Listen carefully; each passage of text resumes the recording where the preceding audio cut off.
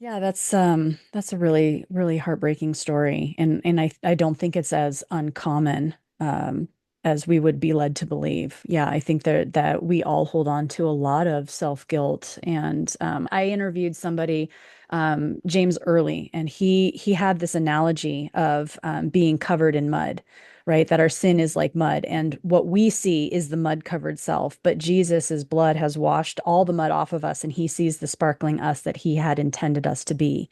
And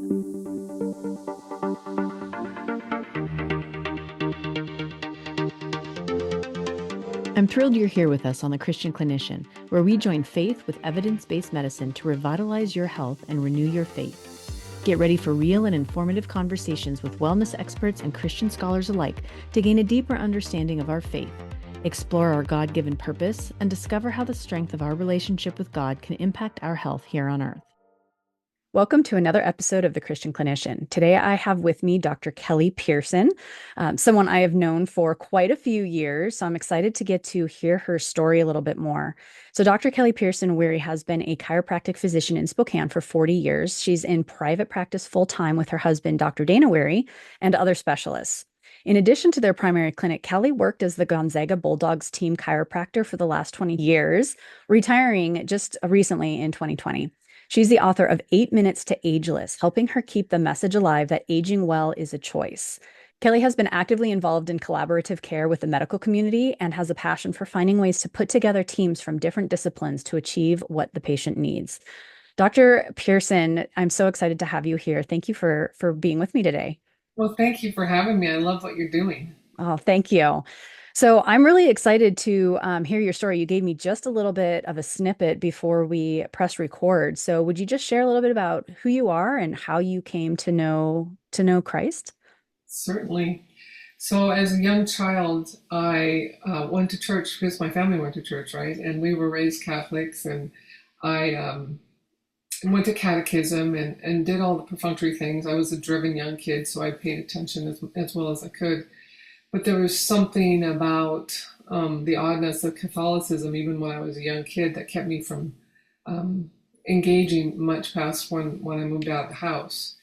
And then, oddly enough, right about that time, I saw that horrible movie, The Exorcist. Mm. And when you were raised Catholic and you see The Exorcist, you're like, oh my Lord, is this real? And so I had this little concern, like I would be the next kid that would be possessed. Why Oh, not? How in the world did she get possessed in the first place?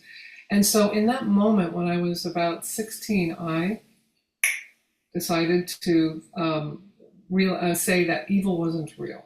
That was the only way I could really handle the pain and fear of that crazy movie. hmm. So, and then I started looking at the Bible and the demonic things and the possessions. I'm like, yeah, I think this is close. I think they almost got it, but this whole evil thing is nuts. And I, for most of my adult life, did not believe in evil. I looked at that word as live spelled backwards. Mm. And I thought, no, no, no, evil people just need more love. And I hopped around in the world of New Age. And when I say hopped around, you could almost ask me any weird thing I've done. I've probably looked into it, studied it, tried it. I'm one of those people like, I want to try it before I can figure it out, good, bad, or indifferent. So funny, when I finally read the Old Testament, it was kind of like Moses and his crew in the desert for 40 years. Yeah, I think we all probably have a story similar to that. I know I have my new agey time period as well. Yeah, yeah. So about for 40 years, I was in the New Age desert, and Mm. I was really proud of that because I liked the idea. Look at me, I'm courageous. I'm willing to try anything, but the whole time I'm searching for that home base, that place Yeah. where I felt I could land. And then COVID came, and being a chiropractor, I look at alternative therapies maybe different than the traditional medical physician, let's say.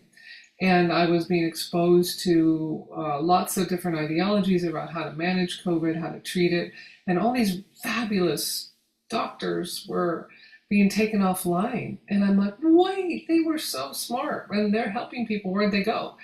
And it was in that moment where I realized, ooh, wait a second, maybe evil is real. I'd never really allowed myself to see it. So it was the weekend of my high school reunion, And I went down and spent 3 or 4 days with my buddies, and two of them, one was a pastor's son and one was a devout Christian. And we stayed up till wee hours in the morning. We stayed in the same house. And I um, went back to Christ, like in Mm. the most intense way. But it Wow. was like I had to go and deal with where I had left off, the fear of being possessed. I had to deal with my fear of Satan, of the dark side. And I laid in that bed at night in this big house that was unfamiliar to me. And I had to go through a tremendous amount of fear that night, but knowing, because we had gone over the Roman or Ephesians 5, putting your suit of armor on. Armor of So God. I Yeah. kept repeating that all night. And I was finally like, got through it. I got through the other side where I didn't have that fear. Not to say I don't disdain evil, but now I know God will overcome. He's more powerful. That was a long night for me, but after that, I went home and my commitment was to read through the Bible from front to cover, although I started with the New Testament and then went through the Old Testament. And so that's what I've been doing every morning and every day since that. And it just feels like the more challenges that I have in my life, the closer I get to Christ. And then Mm. the less I feel challenged, no matter the situation around me. So it's been lovely, and I don't know really quite what I'd be doing without that relationship currently. I find it so interesting that you felt drawn back to Christ during, the shutdown and everything that happened there. I would say the same thing for me. I definitely felt a pull to him during that time period. And I wonder, I've heard that from many people. So it's just very interesting. A part of me wonders, is that some sort of judgment that God put on to draw his people back to him who have had been, like, I'll call myself a lazy Christian. Like, I definitely didn't do any of the things that we should be doing as far as, pursuing God. Like, he just was kind of there. And then after 2020, it's like, no, what am I doing? Like, am I committed to him or not? Like, it's time to kind of choose. And then I need to step into that boldness. And I think a lot of people found that. So, in some ways, I'm really thankful for that whole, Yes, I yeah. would I would say that was one of the benefits of COVID Yep. for sure. And the other benefit of COVID was Zoom meetings. Yeah, yeah, right. Yeah. Like It what we're made doing things, now. yeah, Uh, that's right. that has opened up the door for a lot of people to access information, and I'm super thankful about that. Yeah. Mhm. So, you've been writing on and working with clients from a perspective of, so you're a chiropractor, you do a lot of movement, but you're also much more broad than that. You work on a lot of the body mechanics and the biochemistry and all of that to help people slow down and maybe even reverse their aging process. So, can you tell us a little bit about that? Yes, absolutely. So about right when COVID started, my book got published, which Yeah. kind of stops all book tours, right? Uh, Yeah, that's unfortunate. the book is called 8 Minutes to Ageless, and it was really my desire to express to the patient in front of me what I know about what they need to know in terms of trusting their body to stay engaged. This doesn't have to be a hard slog. It can be a relatively easy thing to do day by day by day. And I'm a minimalist as an individual, meaning I'll do the work, but I'm not going to do more work than is required. I want to be healthy, I want to be happy, I want to be at peace, and I'll do the work. But I don't want to be nutty and try to find 2 hours of my day to do it. It's just not going to happen. Yep. So I believe that we can distill things down to, 4 minutes in the morning of stretching your body through all your cardinal ranges of motion that define you as a human. And then at night, there's a strategy to lengthen the ligaments in our bodies that are causing us to become so posturally deformed, the forward head posture, Hunching and rounded shoulders, all of that, which is not consistent with healthy living. You can tell somebody's aging when you see them on the street. I use this analogy. Let's say you're in a busy city, you're looking for the train station, you're in a hurry, the train's going to be leaving any second, and you've got to ask somebody, where's N Street, let's say. And you see two gentlemen on the corner. They're dressed both nicely, nice shoes, a sports jacket. They're probably both in their early 70s. And yet one is erect and one is bent over. And I say, who are you going to ask? Who are you going to ask? You're in a hurry. Which person? You're going to ask the guy who's more erect. But we don't think about this. We don't talk about this out loud. Why? Because instinctively, A, he's been looking up and out around the world. He's been seeing his environment. He can turn his head. He probably has been paying attention to street signs. And probably he has good hearing. Have you ever noticed when people get all slumped down and their head is forward of their body, A, they can't see the world around them, and I think you get narrow vision. And you oftentimes are starting to lose your hearing. Poor posture shuts us down. There's something called senile or digital dementia. This is a new term in science. You've heard it. Mm-hmm. Where, the digital use of our devices is causing the head to be forward of this beautiful body we coordinate and control. And when your head, your brain, is forward of the machine it controls, the brain is less effective. You become dumber. Crazy, right? We're actually becoming stupid by not having posture or paying attention to where we are in space and time. So that's my focus, that I really want people to own their body and don't listen to a practitioner that says, you're just aging. No, stop that. Yeah. I have plenty of 90-year-olds who have the capacity to get up and down off the floor, who can schlep their luggage overhead. They can still travel. Age doesn't determine that. It's how we choose to use our body. And so in our practice, we're dealing with pain mostly, dysfunction secondarily. We certainly, if people are willing to wade into their nutrition and to recognize that, okay, eating 4 pieces of bread and 2 candy bars a day is probably contributing to my pain. Not everybody wants to own that. Denial is such a big, huge problem in today's world. And then I have so many fabulous people to refer to, you including, that when the person has got a problem in front of me that is outside of my scope, I'm going to send them out. Because I don't care how people get better. I just care they do get better. And that's what patients want too. They want to know that the practitioner in front of them is most concerned about their outcome and not their pocketbook income. Yeah, right. Right. I say the focus is on outcomes, not versus income. I agree. Yeah. So how do you find that your practice has changed since you rediscovered Christ? Yeah, good question. Yeah. I think, well, I've been doing this for 43 years now. And people keep saying, when are you going to retire? And I keep learning new stuff to apply and treating different tissues and learning new ways. And oh my gosh, there's so much to learn even. And I don't want to quit. But what I would say is I have more peace in practice. Like I am engaging with the patient in front of me and I'm not responsible for fixing them entirely in 2 visits. It's not my fault that they've chosen not to care for themselves, but it is my privilege to kind of open up the door. So I have less anxiety about really, really chronically challenged patients than I used to. Because if they want to move forward, and a lot of them really do, then I will be by their side and we'll take these steps. And it's not going to happen overnight. I wish it could, for an 18-year-old with back pain, you can fix that overnight. Yep. A 65-year-old with neck pain and arm pain and carpal tunnel and obesity and blah, blah, blah. Like, no, this is not an easy fix. But everything is improvable. Yes. If the patient is willing to do the work. So do you find that your interactions with your patients have changed at all?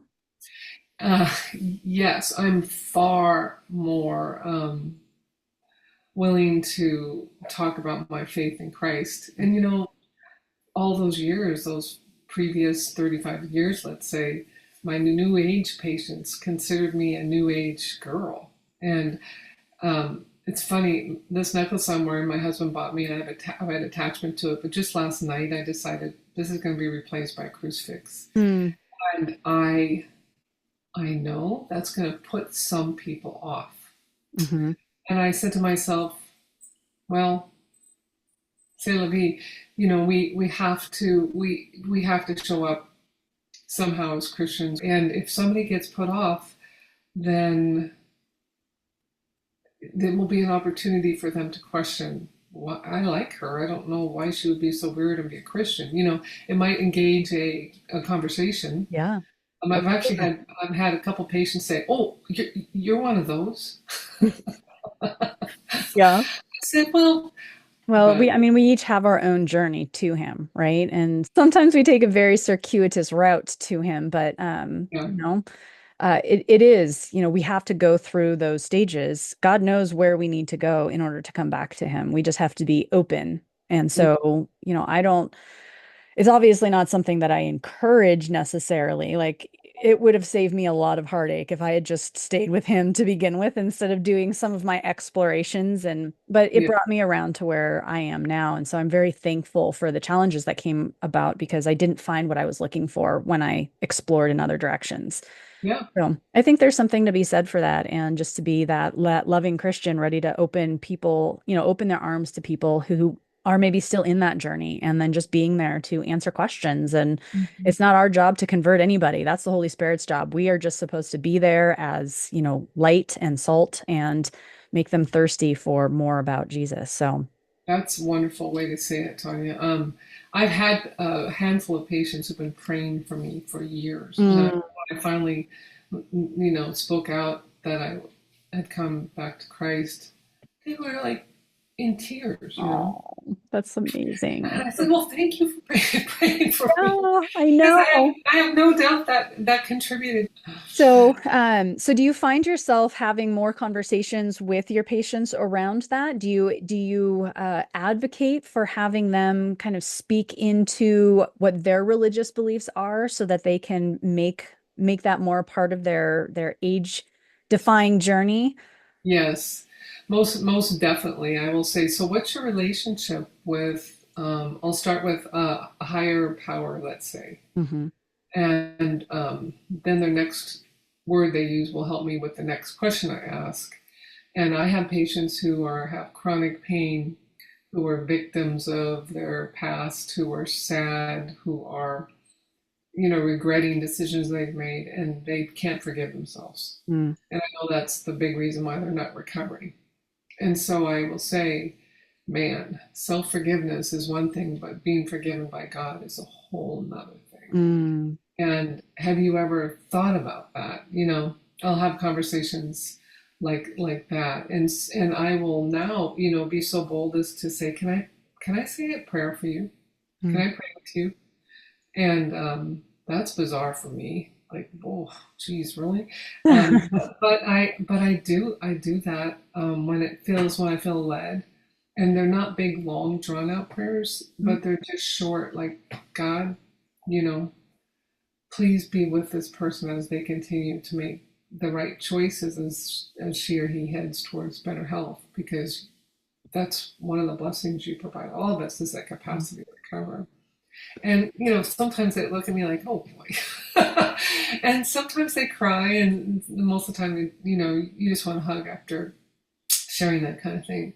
So that's been fun, and I'm like, yeah. So can I ask you, I'm curious, when you were practicing as a new age person, Hmm. what would your response have been? Or um, in thinking about it from the patient's perspective, how can they, as Christian patients, what would you say to them in bringing God up in the conversation? So there's a lot of research about opening up that door of that spiritual conversation with your practitioners, and it's actually been shown to improve doctor patient relationships and to improve health outcomes. So this is an important topic, but it's also very taboo. So how would you say, as a non practicing Christian slash new age person who maybe wasn't as open to talking about God, what would you say to that patient on ways that they can bring this conversation up and start including their spiritual health and their religious practices into that healing journey for them? So are you asking what I would have said prior to me coming back to Christ? No, I'm more asking, what would you say would be good ways for the patient to approach that conversation? Mm, gotcha. Um, well, patients have a lot of power to guide the conversation. They just don't know it. They have to exercise it. And I will say, you know, recognize to the patient that you're a body, a mind, and a spirit. And your problem can be coming from one, two, or all three, and generally all three.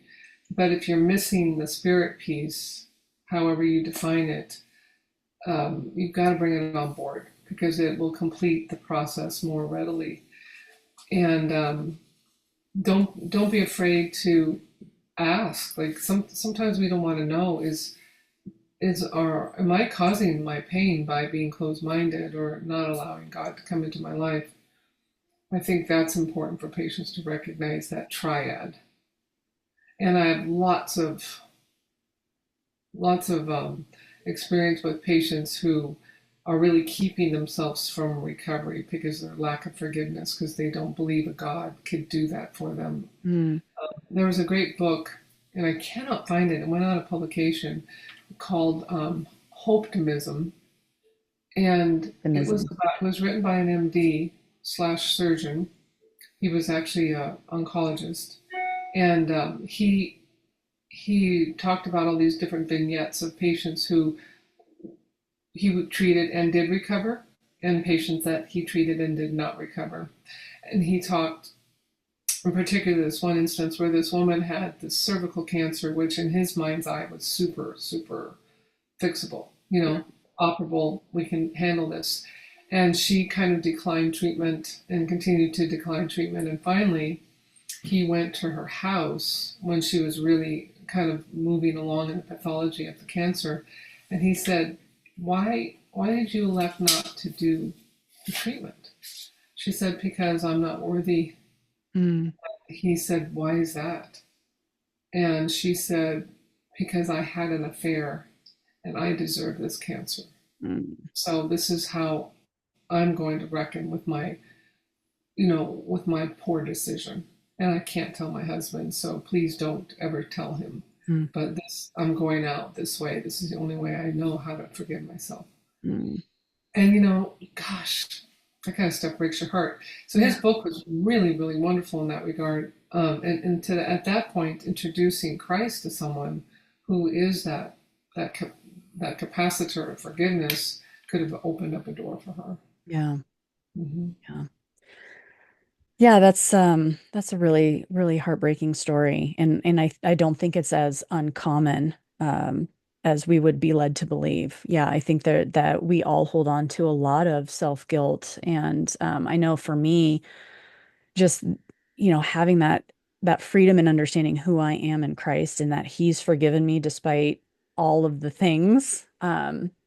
Yeah. Even when I don't feel like I can forgive myself, I can just turn to how he sees me, and he doesn't see any of that. And so if I just focus on that picture of me as opposed to my personal picture of me, I interviewed somebody, James Early, and he had this analogy of being covered in mud, right? That our sin is like mud, and what we see is the mud covered self, but Jesus's blood has washed all the mud off of us, and he sees the sparkling us that he had intended us to be. And that really stuck with me that he can see the clean me, the me that was intended, even though I still am so sinful and I have all of these issues to work through. And so I think that, I focused on that for that imagery for a while. And then I started to see how you can separate your own view of yourself and see what Christ sees in you. And then every time you feel bad about yourself, you just, all right, I've prayed forgiveness, I'm repenting, and God sees the clean me. And over time, that self-talk, you actually start to see your own worth that Mm-hmm. he has imparted into you, right? And so Yeah. um, but it's definitely an exercise it's a mental exercise, right? We have to work past, and it's not even, I wouldn't even say call it forgiveness, because there are definitely times where it comes flooding back and I feel just terrible about who I am as a person and, Of all course. those moments of Yeah. that we have. And then just bringing that back to God in prayer and just releasing it back to him. And, it becomes more and more infrequent that happens the more you release that over to him. Initially, it was daily. right? And now it happens less frequently, but it still happens. So I think as we practice that and get into that habit of being able to release our own beliefs around ourselves and just focus in on who Jesus has made us, Hmm. can bring so much healing in and of itself. Yeah, that's a great analogy. I mean, great point. And um, the other day, I don't have children. I forgot to do that. Kind of got. Forgot you're just a little busy. Hell, what the heck? Anyway, I have dogs and I adore my dogs. And my dog was having a health crisis and he needed a little surgery. And he was, could have died Mm. easily. When he recovered, and he was sitting next to me while I was reading the Bible. And I just, my hand on his little furry body, and I just love this dog. My heart just, wow, jumps out of my heart. And I thought, man, buddy, I love you so much it hurts. And then all of a sudden I realized, oh, Kelly, Christ loves you that much. And I thought, no, that's way too much. He loves you like But infinitely more than that. Yeah. it's hard to imagine. Yeah. But Yeah. that really was this great insight of, wow, because we don't allow that kind of love into our hearts very often, do we? No. Yeah. Yeah. So, so tell us a few, you have some wonderful tips that I want to make sure that we get a chance to talk about. So can you share a little bit about getting comfortable with being uncomfortable? Yeah. That's your tip number one. I love this. Tip number one. So, I think living your life the same is what we do a lot. We sit in the same chairs, we drive the same car, we go to work, we do the same thing, we eat the same food, la la la la la. We have our temperatures at 72, we like our this food and not that food, and we're pretty mono. And we know in science that we've got to like get out of our comfort zone from time to time. And so I decided one of the ways that I do it, despite the fact I hate to be cold, is I have a pond in my backyard, and we built it probably 15 years ago, and it's beautiful. It's lit, and it's got a little waterfall and everything. And a friend of mine who I adored said he jumped into the Spokane River every morning. I thought, are you kidding me? That is like crazy. But that was about a year and a half ago, and I started doing it. At that time, I think it was in June, so it wasn't so bad. No, it's a little dicey when you push the ice out of the way, but uh, that thermal neutrality that we seek as humans, like I got my coat, I got my AC, I got my heat, I'm hovering between 68 and 72, good, good, good. We never really reset ourselves, and physically, you can do a reset by being exposed to cold water, and you don't have to have a pond or a ice bath. But a cold shower will do it. Quite honestly, I think the cold shower is harder than Mm, jumping a little bit. So if people um, think it wouldn't be the same, it's still a challenge. But I marry it with my second tip in becoming a healthier human. When you're exposed to something uncomfortable, like say getting ready to dunk in the water or turn the water onto cold, put your head under there. If you lead with your heart, just bring that heart forward. That's the position of courage. That's the position of I can. That's the position of, your head being over your shoulders. And I think, when we're meditating and praying, God likes this position better. We have a medulla oblongata, which means the mouth of God in the back of our head. And I think when we're out here, maybe a little harder to access. God could do anything, but I envision like, okay, Lord, I'm ready. I'm ready to receive you. And of course, I feel Christ here, but I think God moves through our bodies all kinds of ways. But so the second thing I will do is like, if I'm uncomfortable or if I'm fearful, I'm kind of introvert by nature. I can be an extrovert, but it's exhausting. mm. And that's how I figured out I was an introvert. I didn't figure that out till I was in my early 60s. Slow learner. But that heart forward thing is the other piece that I really recommend for people. And there's been an interesting study that talks about, let's say you're walking into a room, you open the door and you go into a meeting, you've not been there before, you're a little anxious, if you happen to be shy, who's there, blah, blah, blah. If you lead with your heart and let the heart be the first thing through the door, I mean, as women with breasts, that's not going to be possible because our heart will follow the breast. You know what I mean? If you let your heart be the first thing to come in versus your head in that posture, Mm. you actually care more about what you're thinking about the people in the room. You're taking them in, and you're like being curious about them, and you want to engage or have a conversation with them. Mm. But when you walk into a room in a little bit of heart back, shoulders forward, defensive mode, you open the door, and now you're more interested or concerned, focused, if you will, on what people think about you. Leading with your head. Uh-huh. Yeah. And that's none of our darn business what people think about us. Hmm. What is our business is how we're interacting with them. And so I think that, interestingly enough, when I jump into and walk, I have little stones that I walk into the pond to my waist, and I have to dunk because it's only my waist height. And that moment I dunk, I'm like, okay, here we go. And I almost think like, well, God, you put Christ on the cross. I don't know how long it took for him to die, but that had to hurt like heck. Mm. So I can do this for a minute and a half and get over my bad self, you know. So there's that, and then the Yeah, well, if I can just step in for just a second to for anybody who is listening and not watching the video, what you're describing as heart forward is almost what you think about when stand tall, right? Your head is straight exactly. above your spine, your shoulders are back, and essentially you're pushing your heart out, and just walking tall, walking proud, right? Yeah, And it's kind of like that position you would take when you're doing the Pledge of Allegiance, yeah. like proud to be an American. Hmm. That that's the posture that gives you that space. And there are people like Tony Robbins who says, change your physiology. If you're having a bad life, change your physiology. And by that he means open up, get that chest forward, put your head back, put a And little it's relaxed smile on your face. And it's interesting how that's such, as you mentioned, you're leading with your heart, you're more open to other people, but then you also have this openness to you that makes you approachable, engageable, that other people see that as well and want to interact with you. Exactly. We're energetic beings. We sense each other's energy all the time. We don't necessarily know how to put words to it, but it's Hmm. definitely there. It's tangible. Yeah.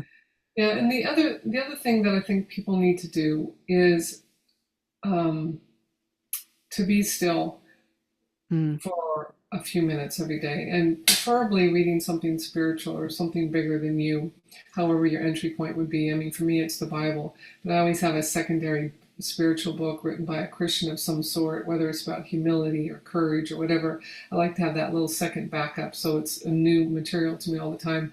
Although, quite honestly, I'm the second time through the Bible, and I think I don't remember any of this. The first time it wasn't available to me, right? I Yeah. couldn't see it. So it is a living document. And I used to think Yes. that was kind of a crazy statement, but now I see. Now And you then get it. Yep. yeah, Yep. third time through, I will see more. Same, And absolutely.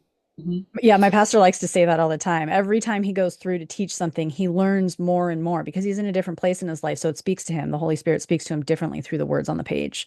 I yes, never yeah, got it either, and then now I get it. hmm.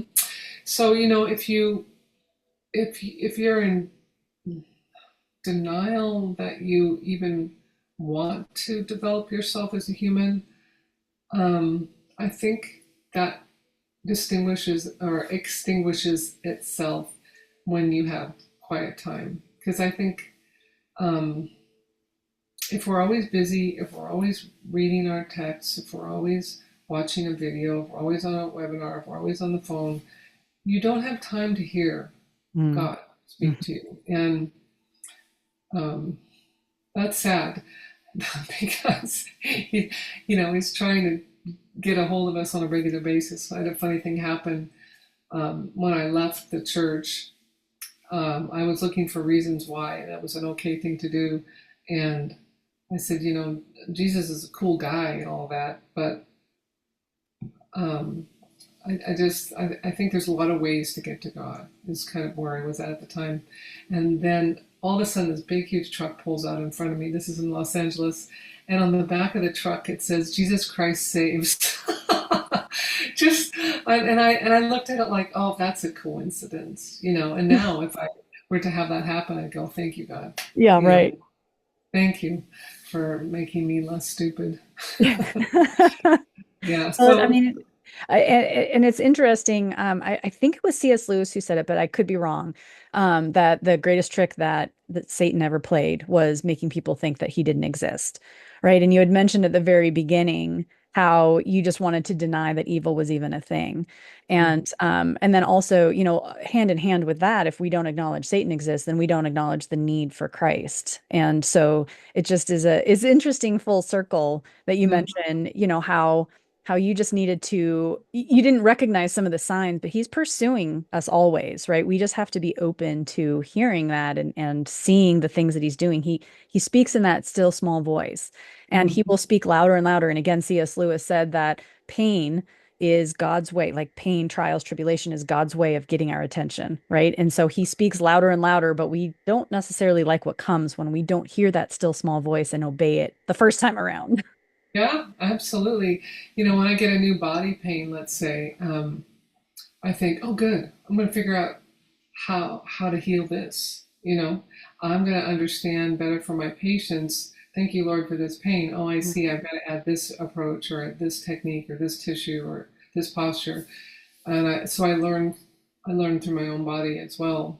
So pain is a doorway to next great steps. We just It is. think that's not true. I know, we just don't want it to be that way. It'd be nicer if there were other ways. That's correct. Yeah. And then the last tip that you had was 12 motions every day, movement strategies. So Yeah. can you? What makes us old? If you really just ask the question yourself, how do we know when somebody's old? Well, it's not necessarily their wrinkles. It's how they move or don't move their body. Hmm. And so in my book, 8 Minutes to Ageless, actually there's a website associated with the book, 8minutes to ageless.com. And if you scroll down, you'll see me doing what I call the 2 bounce protocol.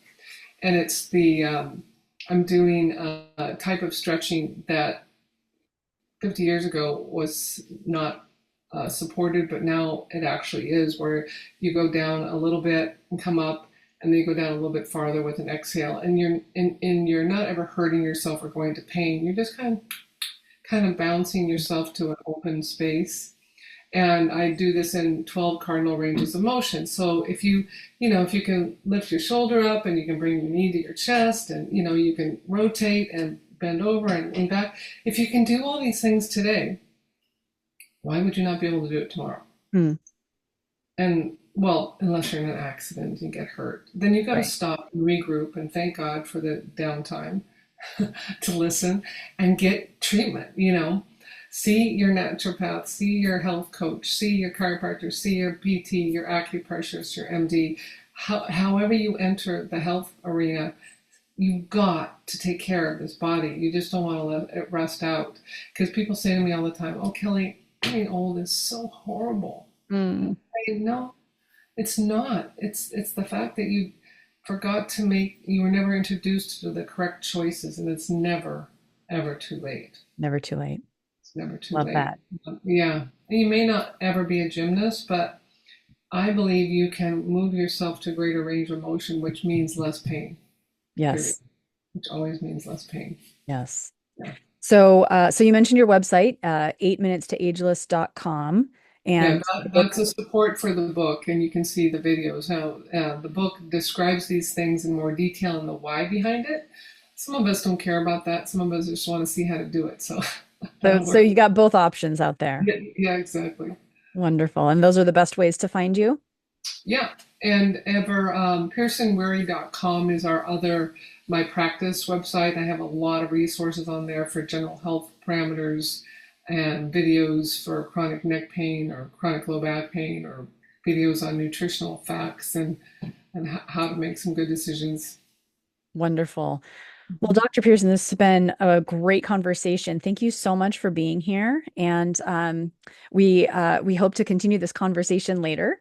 And for our listeners, if you know of anybody that could benefit from the 8 Minutes to Ageless, if you would share this podcast with them and the resources that Dr. Pearson has been so gracious in extending, and subscribe to the podcast for future conversations along this topic. So, Dr. Pearson, thank you so much for being here today. Thank you, Dr. Paynter. You are a great asset to the community, and what a gift to be sharing this information with others. I appreciate it. Oh, thank you so much. All right. For our listeners, have a wonderful and blessed week, and we'll see you next podcast.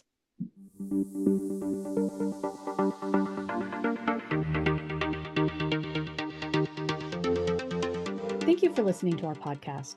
Please subscribe for more topics like this, where we focus on bringing our faith and health together for a whole you.